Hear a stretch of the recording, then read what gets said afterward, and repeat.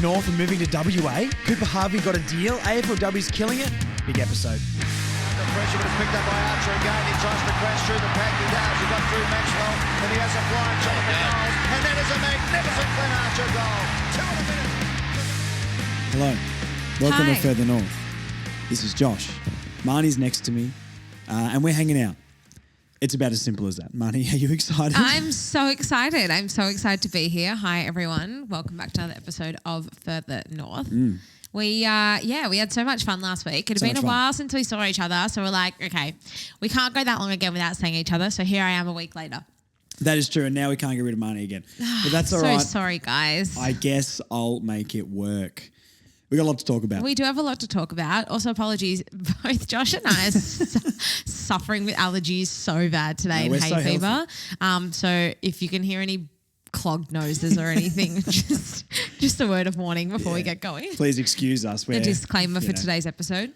Not in our primes anymore. Anyway, we got a lot on the agenda. AFLW, Delistings, Cooper Harvey, and North, apparently the home of WA now. Well, we basically own WA, so it makes sense. We already for us to do play own some WA. games over there. So nothing's changing. No, now nothing's changing. Yeah, that is true. We're just formalising the agreement. I'd say North has more wins at Optus Stadium than any of the Perth teams. So I can't confirm or deny that though. That's just my theory. We actually have had a really good record over there in recent years. Yeah, no, that's true. I mean, probably.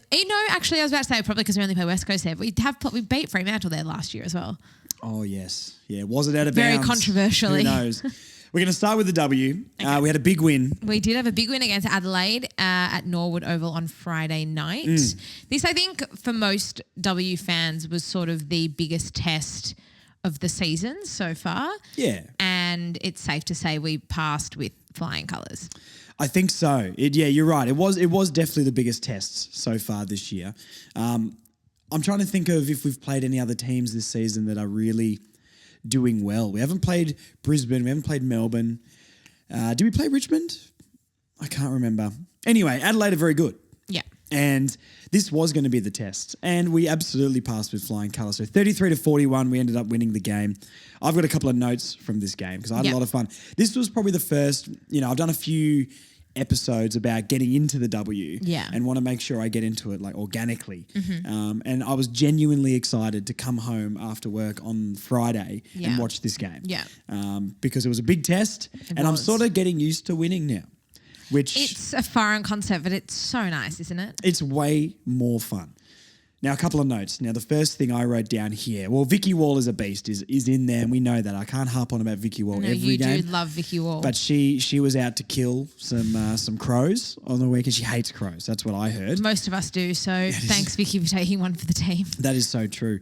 Erica O'Shea, rundown tackle on quarter time when we did have the lead and Adelaide were transitioning in the last minute of the game, and she just did this crazy rundown tackle to stop all their momentum and basically got us into the break ahead. I'll try and find what the exact score was at the break, but it was Tristan Sherry like on Liam Ryan. Now, I had a lot of fun with it. I'm trying to find what the score was at quarter time here, but it's not really 9-13. Yes, so they would have hit the lead. I loved it. Yeah, I loved it. Awesome. She's a workhorse. Myself and Admin 3 from Closer to a Flag got to hang out with Erica a little bit. You did after the game against Essendon last week. Marnie was busy with Hugh. Surprise. No shock there. We went over and got to say hi to Tess and Erica and that sort of stuff. I did try and get near Vicky Wall, but she evaded me and I fangirled a little bit and I got scared. So, look, I'll have to compose myself a little bit more and then I can meet Vicky. But I don't know. Is this the most famous person I've ever met in my life? Probably. Probably. She's amazing. So, more notes here. Riddell and Garner in the middle can't be stopped. One of them has to win the best and fairest, like the league best and fairest this year, you'd think. What I find interesting about the, what's the blonde presenter's name who kissed Lockie Neal on the cheek and they got in trouble? Abby? Yeah. Yes. Abby Holmes. She does I think she does a team of the week every week for the AFLW, and I've seen it. Only one or two North players getting in every week, and we're dominating, and I'm filthy about it. I'm absolutely filthy. I think half the team should be North because we're that good. I think it speaks volumes to how far the competition's come. I think in the last 2 seasons, so last season and this season, it's taken a massive step up in terms of the watchability, in terms of the professionalism, and that obviously has come with the league catering for more full-time opportunities. And, you know, they train twice a week and, you know, like during the day and stuff like that. That comes with the development of the league. So I think it's a good thing for the league. I think our team... We definitely have the stars. We've got Ash Riddell, we've got Jazzy Garner, we've got Jenna Bruton, Emma Carney sidelined injured at the moment. We've got Emma, we've got Kate Sheila, we've got Libby Birch now as well. But I think Tess Craven in and amongst the stars, and this is the difference between the men's and the women's team. And this is something we always talk about with the men's team is that our bottom players are so good as well. I mean, Vicky Wall is an unbelievable player, but she's not a superstar like player, you know, recognised amongst the league, or a Tess Craven or an Erica O'Shea. Another one I want to talk about, Amy Smith. Her defensive efforts in the last few minutes of Friday night's game on the boundary line. She beat out 2 Crows, the smother, and then again, it's the 1-2%ers from the bottom players is what makes the team as a whole so dangerous and so good. So I think we have the stars, yes, but we also our middle and bottom tier players, for lack of better wording, are also so good. And is what makes the side as a whole work so well as a unit. Yeah, and especially myself getting into it, it's so when those bottom line players are that good, it's much easier to learn the names and get into it. So you've like Gat and Tripodi and Sarah Wright and all these, you know, other players. It's just, I don't know. You're right. It's raised the floor of the team, and we 100%. Just can't play bad. It was tight though. I mean, Adelaide, I think, played around the ground better, but it was our counter attack that really set it apart because we could score better. But I feel like, I don't know if there's stats on time in possession and all that sort of stuff. I'm sure there would be. But it felt like the Crows really dominated that. Well, they scored 4 goals, 9. So they actually had one more scoring shot than we did. Or equal scoring shots. So that in itself, I mean, probably the game was probably a lot more even, especially at 3/4 time. We took a 20-point lead in 3/4 time, and the game was probably a lot more even than that scoreline would have suggested. So the Crows had 44% possession and we only had 33%.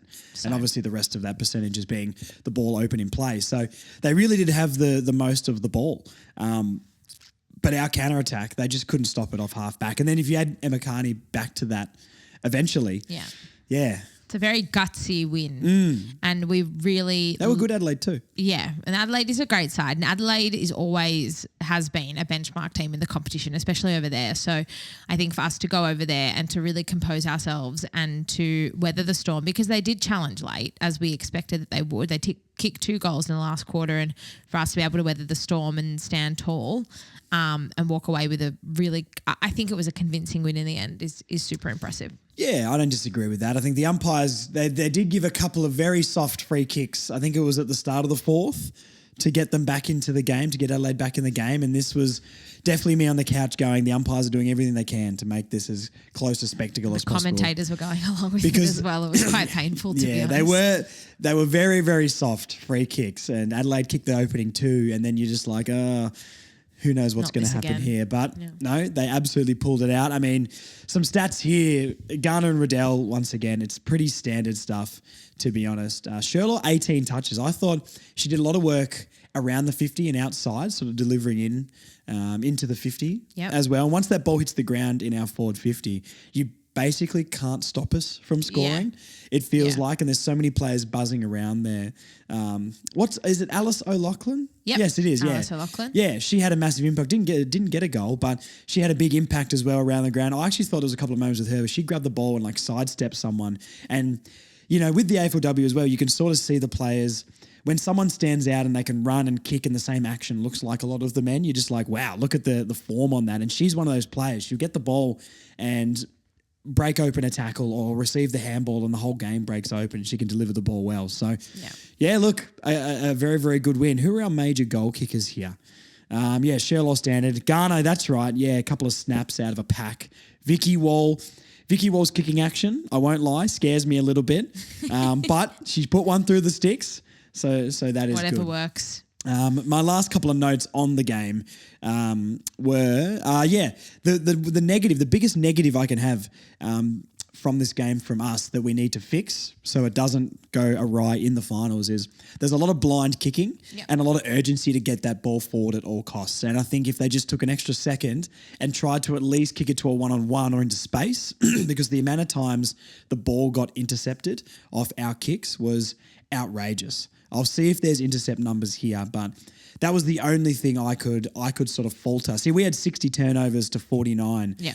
So I think that really shows, and a lot of those would have been off kicks. I mean, the commentators were talking about the kick mark game. Mm-hmm. We only took 2 marks inside 50, 29 for the whole game. Adelaide had 57 and 9 inside 50. So, they're that kick marking team. Our counter-attack won out in the end, but I don't know. A bit of chaos ball. It was very different, like opposing types of game. Yeah. To be honest, between the Crows. And they ended up kicking 9 behind. So you're right. They did have more scoring shots, but it's about putting it through the middle. Absolutely. We move on. We move on to the Suns next week at Arden Street. It's our last home and away game for the season. 5 p.m, I think, on Saturday at Arden Street for those who can get down. I think it'll be heaps of fun. It'll be nice to finish off the home and away season at the home of North Melbourne. Oh yeah, I had so much fun going, and the sausage roll at Arden Street last time. If it's there again, absolutely get it in the food truck. Oh yeah, because that was one of the best. That's top 2 sausage rolls I've ever had in my entire life. And don't just get down for the footy. Get down for the sausage roll because it's fantastic. We'll also be there, I think. So that will be really fun for everyone who wants to come along. Yes. They'll be close to a flag representation there as well. And I think we're going to we'll stand together somewhere and we'll post about where we're going to be standing. We'll try and make some sort of Bay 29 atmosphere or get a few chants going or something like that. Keen. Bring your helmets, bring your kangas and we'll see what we can do. Can't wait. Yeah, dust them off from the Sherry game. They'll still be around somewhere, guys. Come on. But everyone get down there. Let's make a massive atmosphere. It's the last home game before finals, and I don't know. We're hoping to bring home a flag. So fingers crossed. Very I'd excited. Say now we're probably the only thing that stands in our way of winning the flag.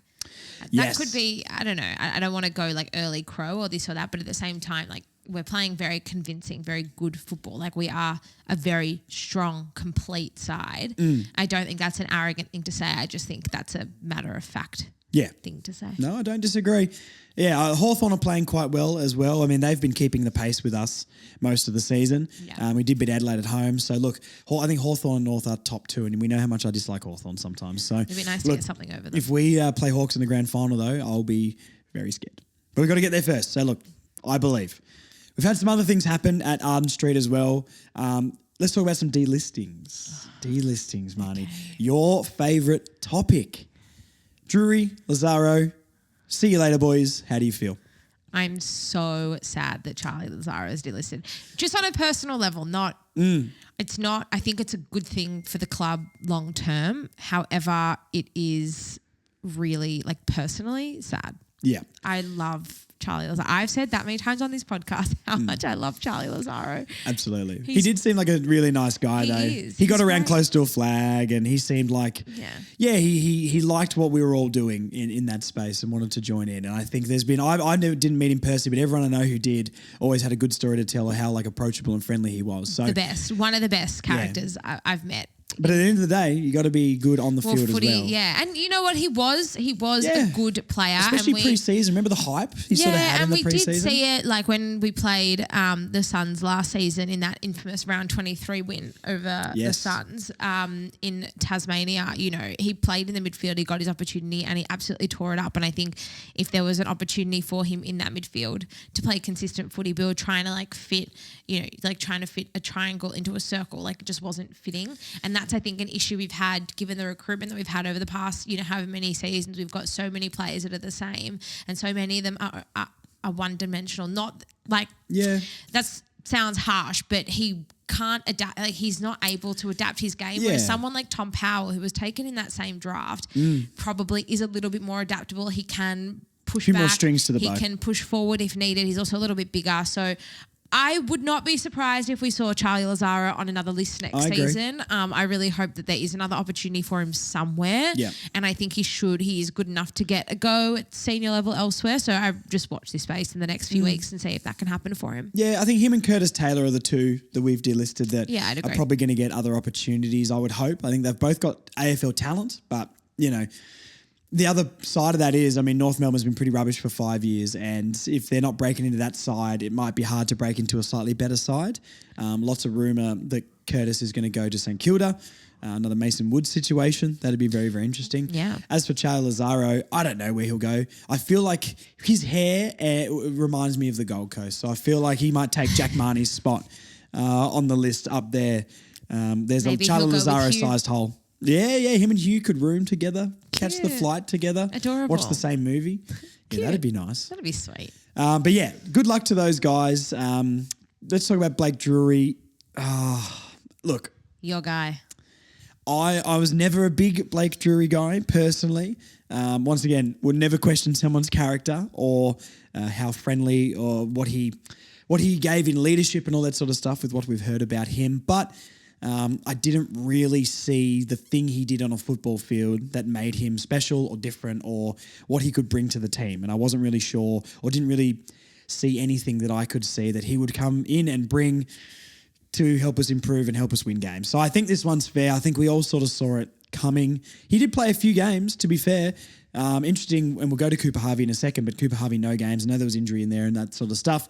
Blake Drury did have, I think he played 6 games in the end. Yeah, and some he of had them his as a opportunity this so, year for sure. If he was ever going to cement a spot in the side, it comes back to the decision to bring in Constanti in the trade period. That small forward role has not been filled for a very, very long time, and it's just we've had so many players try and no one's really hit the mark yet to be able to come in and claim that role as our own. For Blake Drury, that was a perfect opportunity, and it's one that's gone begging because he just wasn't able to cement his spot. Yeah, and he had a good game against the Cats this year too, where he played really well, was leading up the ground really well and marking the footy and delivering it in. But yeah, look, I think this one makes a lot of sense. Where was he taken in the draft? He was a rookie. rookie. Yeah, okay, interesting. Yeah, I thought he was maybe a little bit higher than that. 10 games in his career. Not that it's over. Someone else might pick him up, but 10 games for North, 3 goals. We need a small forward who can score goals. And I think, that has been, if there is anything about Constanti that people say maybe needs to work on is his goal sense, but I think he's going to be able to bring a lot more pace and a lot more tackling ability and threat down there. So, yeah, thank you, Blake, for your time. And look, hopefully he doesn't go to a different team and tear us apart. Oh, look, good luck to both of them. I think, if there is an opportunity for them to extend their football career, that's all you want. It's never bad blood. It's never anything. You don't wish them ill. So, yeah, best of luck to both of them. We'll read out some Lazaro stats here while we've got them. So 39 games, 5 goals, taken number 36 in the 2020 national draft. Another victim of the 2020 draft, which is very, very interesting. Yeah. But Constanti, I guess, was in that draft. Oh, no, he was 22. Sorry, my mistake. But yeah, a lot of the 2020 draft pool doesn't seem to be working out. Was it Granger... Barras, yeah, that's right. Yeah, he was a very top pick in that draft, hasn't made it. So it is interesting because there was a lot of talk at the time about the COVID draft and how it would affect anybody, and we sort of were like, yeah, look, they'll be able to get on with it and that sort of stuff. But yeah, it by the looks of the draft and looking at the top 10, I don't know, maybe there's something behind that. Who knows? Plenty of conspiracy theories we could throw around about that one. So one person did get a contract. Yes. Cooper Harvey. How are you feeling about this? No games for the year. So, I don't know. Did he just get a contract because of his name? I don't think so. I don't think we've seen enough of him to be able to make a decision. Now, maybe I'm making that statement on the back of his name. But he's only played 3 games for his career, and it is really hard, in his second season when he was, he couldn't stay on the park and actually play a game. Yeah. I just hope that he makes the most of his opportunity, because I'd hate to think that he would waste it and that would be it for him. Like, I almost feels like he's got the opportunity now to have a shot at trying to crack back into the side. It's the same thing with Blake Drury. Like, this small forward role is up for grabs. Yeah. You can't, you've got to work to cement your spot. You know what I mean? It's true. I mean, there's more depth in these positions now. Which is a great problem to have. It's a great problem to have. Yeah, 100%. I don't know if he can play that small forward role, though. I think his best work he did at AFL level was sort of above his head with his marking ability. 180 centimetres doesn't strike me with a lot of pace. And I think he sort of fits into this mould of does a little bit of everything but doesn't master anything. Yeah, so jack of all trades, master of none. Yeah, and that's sort of what I feel like about a lot of these players that maybe are moving. It's like Curtis Taylor. I know he had flair in him and he had moments where you were like superstar potential, as we know, Marnie. But at the end of the day, he was a very good, like a good player, but not a great player or an okay player. Yeah. So, and I think Cooper Harvey, I don't know that attribute of him, maybe except for he had good hands and decent contested marking for his size. But, does he bring pace? Does he bring goal sense? That's the stuff we need in the team. Yeah. So we'll see. Your name's only going to get you so far. I mean, the absolutely. one thing that made Boomer the player that he was his work ethic and it was his discipline and it was his hunger and his drive to constantly get better. And I haven't seen that yet from Cooper, and that's something that you can't teach that. It's got to be him waking up and realizing, okay.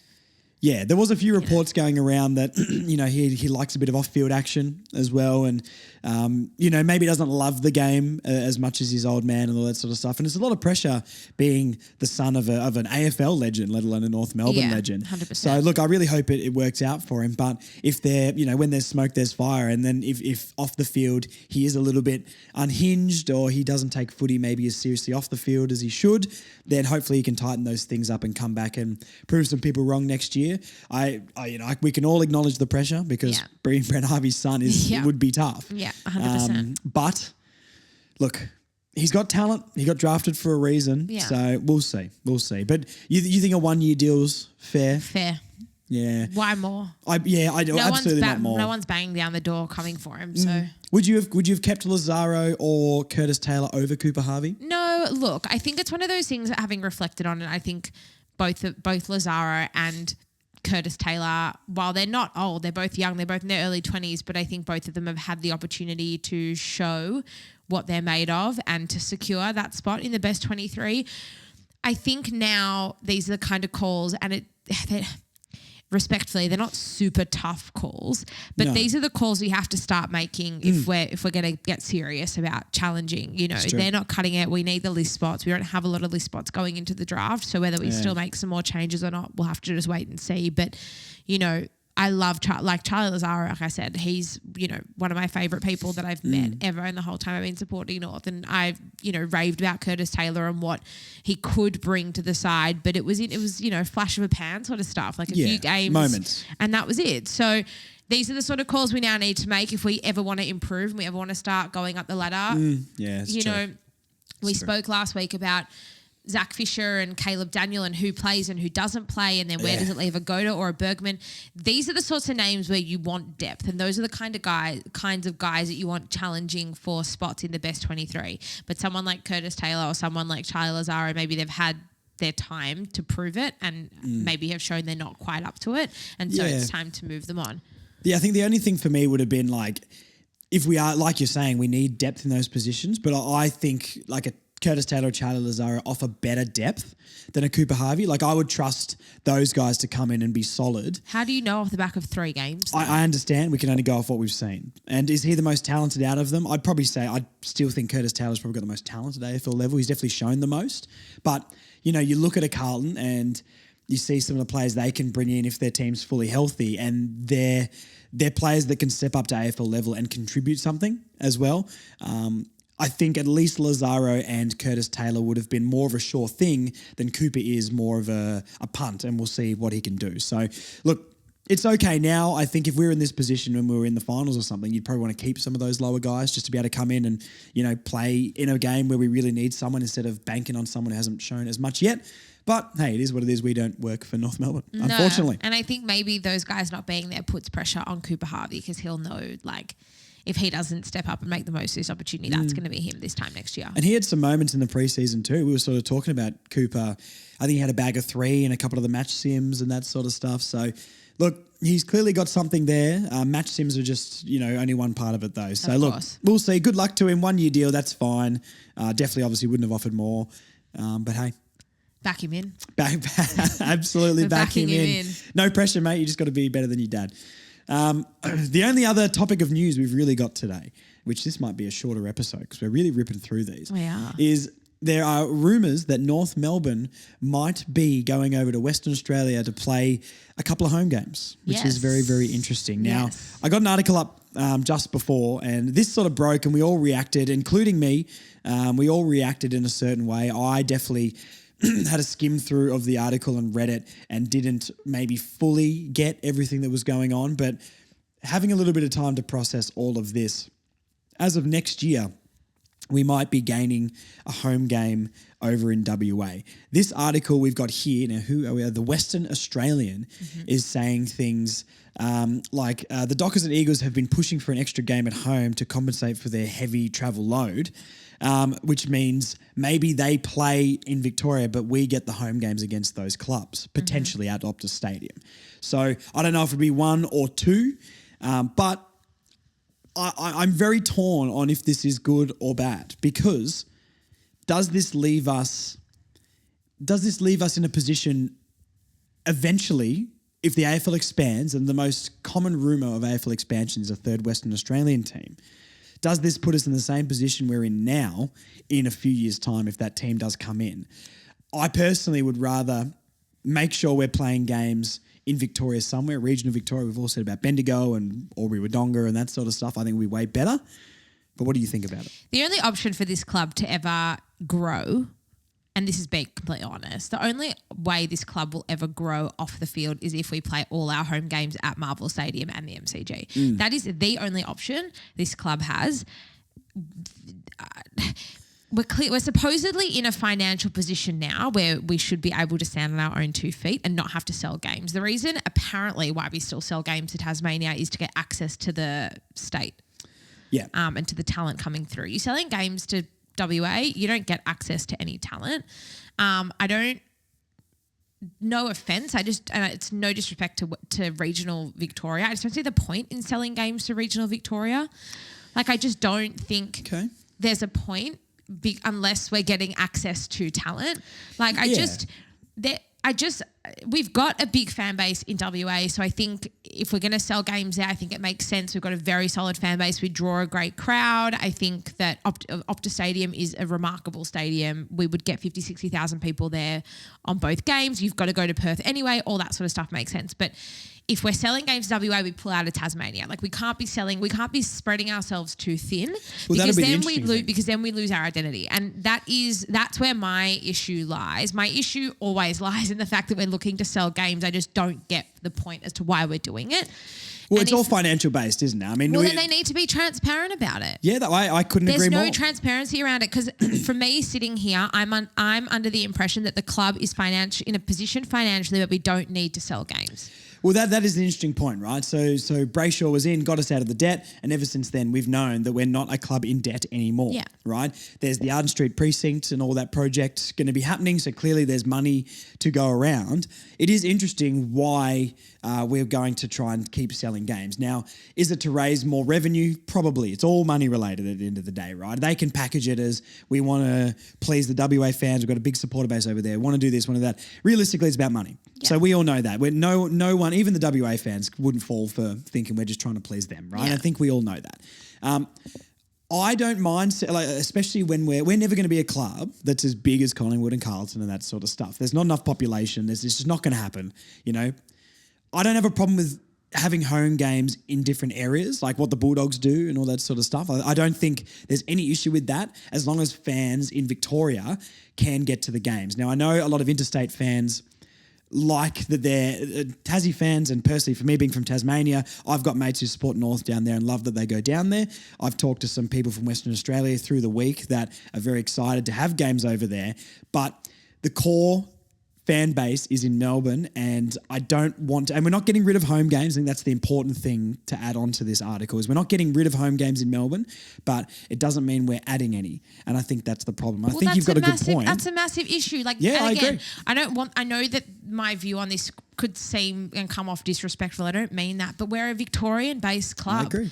So I'm sorry to Tasmanian fans or to WA fans if you want more games. That's got nothing. That's not the club's problem. Like, the club needs to focus on growing its identity in Melbourne. We only play 11, 12 games in Melbourne a season.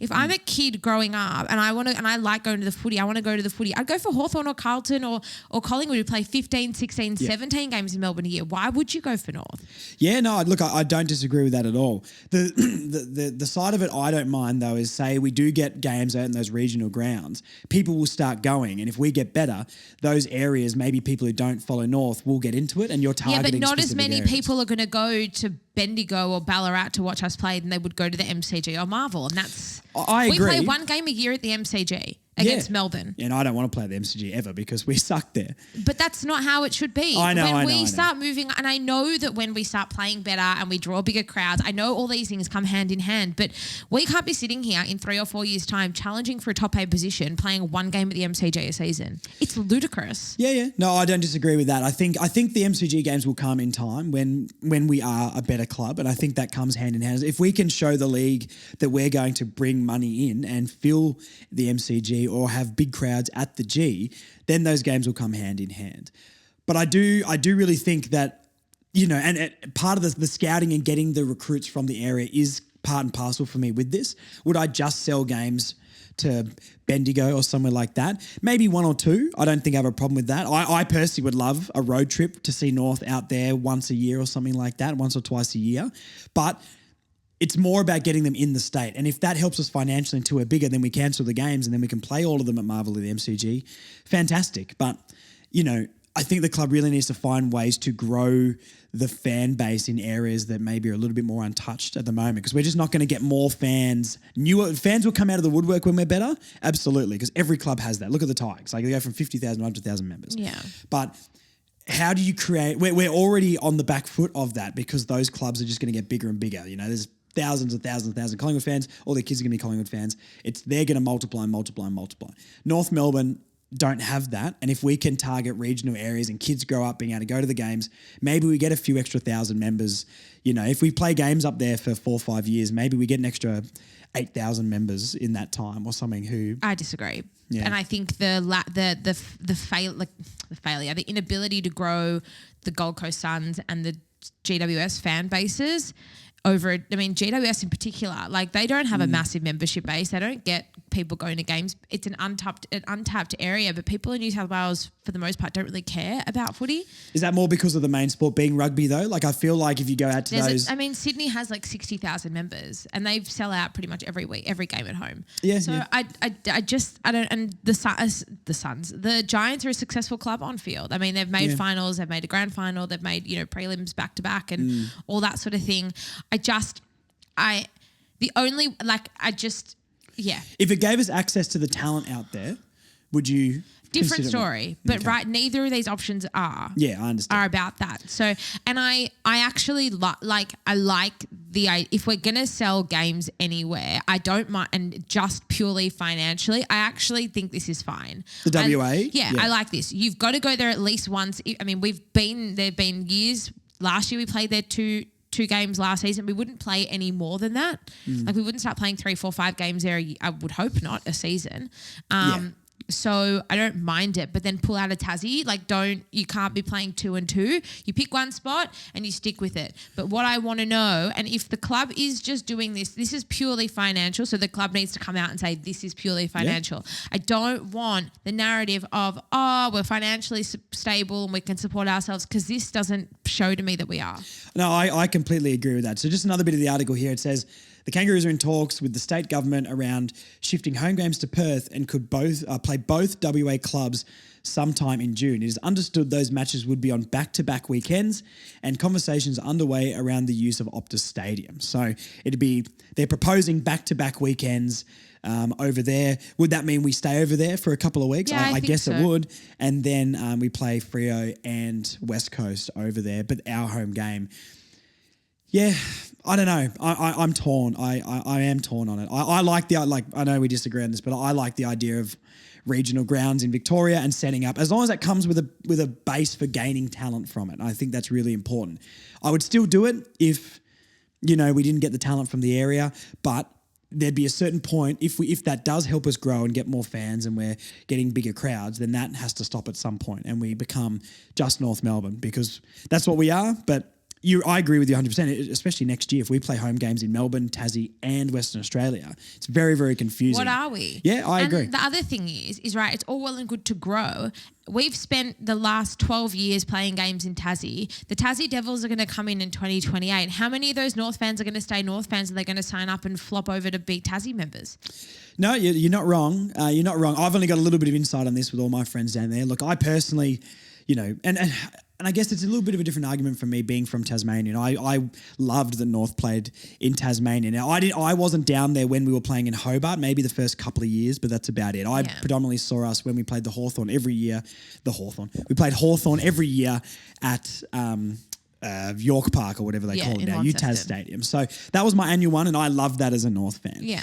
I like the idea of the games down in Tassie, but as a North Melbourne fan, even though I'm from Tasmania, I definitely understand why all Victorian-based fans want the games here. And a lot of Western Australian fans who talked to me throughout the week said the same thing. They go, yeah, we're a Melbourne-based club and that is where we should be. So, look, 100%. There's a little bit of a conflict in my mind about this. So if any interstate fans can relate to me a little bit on that, being from a different state, hopefully you can. But I think all fans, and North fans especially, will be smart enough to understand why obviously basing ourselves in Melbourne as much as possible is beneficial, way more beneficial. Absolutely. It's just got a flow and effect with everything. It'll lead to more crowds. It'll lead to us being able to connect with, even when you're recruiting people, I mean, you recruit talent to your list and then they're playing here, there and everywhere. It's like, just, do you know what I mean? Like the way we're going to grow the club is by having a stronger identity and connecting with our roots. It's recruiting people, recruiting players who are marketable. I mean, I know so many people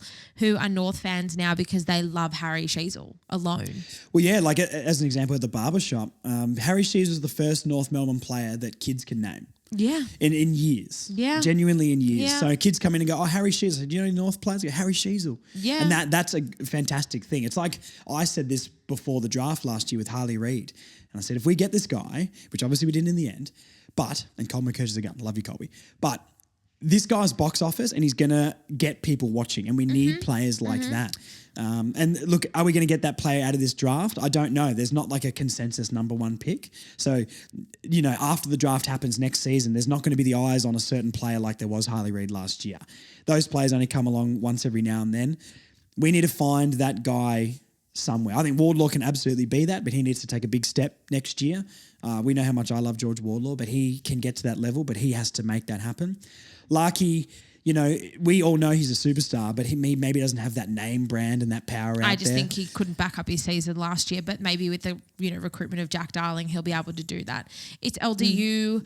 Bull can be prime time. Be that player, but he's not, like, he's a bit more introverted than, as opposed to a Harry Sheezel. So there's definitely people in there. I think Finbar has the potential to be that guy as well. He's got the charisma. He's a bit quirky. He's fun.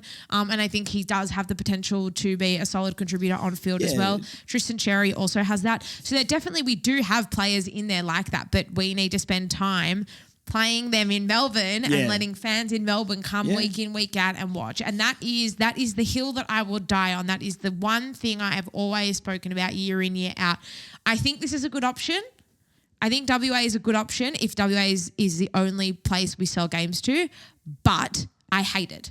Yeah, I don't like it. Do you know what I mean? Like, I hate it. I want every game to be played in Melbourne. I agree. I want us to play 3 games at MTG a year. I want us to play 9 games, like 3 home games. I want us to play, the rest home games at Marvel. And then I want us to play, a handful of away games at Marvel as well. Yeah. Against, Essendon or the Bulldogs or St Kilda or Carlton or Hawthorn, whoever, right? Yeah. Because at the end of the day, that is what it should be. And the more we dilute our identity, we've been selling home games for 25 years now. We've played in Sydney, we've played in Canberra, we've played on the Gold Coast, we've played in Tassie, we've played everywhere. We've sold home games to WA before. You lose your identity. And the more you dilute your identity, the harder it is to grow your fan base because you don't know what you are. You know, you've got this Shinboner spirit and you've got, you know, the Arden Street and the home of North Melbourne, but it doesn't, like, it dilutes itself and the messaging dilutes itself when then you go and, you know, you sell a game. We don't even win games in Tasmania anymore. Yeah, I agree. Like, it was all well and good at the start. We were winning. You know, Way it was a more fun when we had fortress Sean down Higgins there. there. Yeah. You know, we don't win games there either. So that's the other thing. It's like, it's tiring and it's so... You know, and we always sit here, and you just said it as well. One of your deep embedded trauma fears is that are people now going to want to ship us over to Perth? Like, we've got to grow a backbone. We've got to stand on our own 2 feet. We're always the club that gets put in they ship them to the Gold Coast, send them to Tassie, and we don't want to be that anymore. No, but we don't do ourselves any favors. And like I said to you, if this is about finances, just come out and be transparent with the fans, because I'm sitting here now and I'm thinking this makes no sense to me if the club is supposedly financially independent the way they say they are. Yep, I agree. I've just gone on a massive tangent. I am so sorry, but I'm extremely passionate about this topic. That's okay. We can put Marnie Gets Heated in the title and make people listen. That's good clickbait. Yeah, we really need it. Yeah. I'm just going to get a photo of you after this, like, screaming at the camera. I can screenshot it. You could probably screenshot it, yeah. I was going to say there'd be plenty. There'd be plenty in there I can from. try and use. All right, well, look, that'll about do it today. Just a slightly shorter episode, but there's not really much more going on in North Melbourne world at the moment. Just me airing my grievances. Thanks, everyone, for listening. Yes. Apologies if I offended anyone. That wasn't my intention at all. I just want to say that Of course. I don't want to offend anyone in Tassie or in Perth or in regional Victoria, but this is the facts. Yeah, I think I would hope we articulated ourselves well enough. And like I said, but, you know, being from Tassie and living there for 20 years, you know, I do understand both sides a little bit. Yeah. But even as someone who was born and raised in Tasmania and was a North fan there for you know, over a decade, you know, I still always loved that the club was North Melbourne. I was a North Melbourne fan. So, you know, it is what it is. People can have their own opinions on that. Get behind the W as well next week at Arden Street, and we'll go down there and tell them what's going on with the finances, guys. We can get down there and say we'll get our questions. No protesting, though. It's a supportive environment. Anyway, get down there, support the girls. They're on fire right now, and we'll all be down there, and we'll post where we're going to stand. If you guys want to come and say hello, we'll make a little Bay 29 and scream some stuff. And if you love Tess Craven, wear jorts, because she loves jorts. She does, a bit of Namcore. Yeah, Namcore, yeah. For Arden Street on Saturday Namcore afternoon. attire is recommended. Yeah, okay. I'll see what I've got in my closet. For those of you who do want to stay up to date with us throughout the week, share your thoughts and opinions with us. We are Further North Pod across all socials, Facebook, Instagram, Twitter, YouTube and TikTok. That is true. If you want to send Josh any love mail, as you guys know, furthernorthpod@gmail.com. Also, thank you all so much for getting behind Kanga TV as well. We've got some pretty exciting things planned. Kanga TV show on YouTube, Instagram and Twitter. Nicely done. Thank you. That's a mouthful. I'm tired. I'm going. Okay, I'm going to go too. See you guys. Thank you for listening. Bye, Yeah, we'll see you soon. Bye.